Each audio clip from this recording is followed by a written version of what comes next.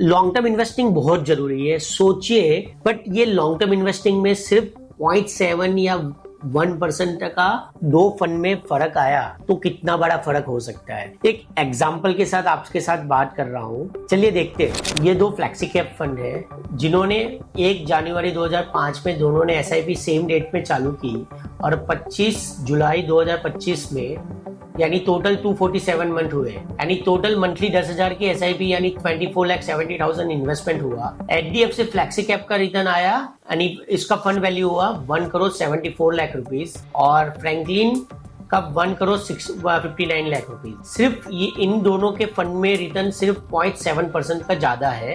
HDFC flexi cap ने 0.7% ज्यादा दिया है, पर 20 साल में 15 लाख रुपया ज्यादा मिला, 15 लाख रुपया। तो ये देखिए, सिर्फ 0.7% 20 साल में कंसिस्टेंट ज्यादा आने से 15 लाख का फायदा हुआ टोटल। पर यही चीज सोचिए कि आपने 25 साल की होती तो उसकी वैल्यू क्या हो जाती। बहुत इंटरेस्टिंग है, छोटी अमाउंट है, छोटा परसेंटेज है, बट वैल्यू बहुत बड़ी हो सकती है। चलिए जानते हैं। देखिए 25 साल में HDFC flexi cap and Franklin flexi cap ने 25 साल में एचडीएफसी फ्लेक्सी कैप ने दिया है 19.71% रिटर्न और फ्रैंकलिन फ्लेक्सी कैप ने 18.45% का रिटर्न दिया। दोनों फंड एक्स्ट्रा ऑर्डिनरी है और दोनों ने रिटर्न एक्स्ट्रा ऑर्डिनरी सबसे अच्छा रिटर्न दिया। बट एचडीएफसी फ्लेक्सी कैप ने फ्रैंकलिन फ्लेक्सी कैप से 1.25% का रिटर्न ज्यादा दिया। तो उसका रिटर्न यानी समझो कि 25 साल तक सिर्फ 1.25% ज्यादा रिटर्न मिलने के कारण एचडीएफसी फ्लेक्सी कैप ने फ्रैंकलिन फ्लेक्सी कैप से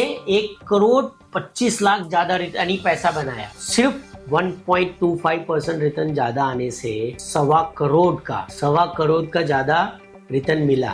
same amount invested, same amount, same time के लिए सेम अमाउंट इन्वेस्टमेंट होता है तो 1.25 करोड़ ज्यादा मिला। तो ये ध्यान रखना जरूरी है कि इन्वेस्टिंग में हमारा रिटर्न कहाँ से ज्यादा आए, कैसे हम ज्यादा कंसिस्टेंट कर सकते हैं, कम रिस्क लेके ज्यादा रिटर्न कैसे बना सकते हैं। 1% भी लॉन्ग टर्म में बहुत मैटर करता है, आधा % भी लॉन्ग टर्म में बहुत मैटर करता है कि कैसे बना सकते हैं थोड़ा ज्यादा रिटर्न। तो याद रखिएगा, पास्ट परफॉर्मेंस फ्यूचर की गारंटी नहीं लेता है। और ये जो फंड मैंने दिखाए वो मैंने कोई सजेशन नहीं है, सिर्फ इंफॉर्मेशन और एजुकेशन पर्पस के लिए है।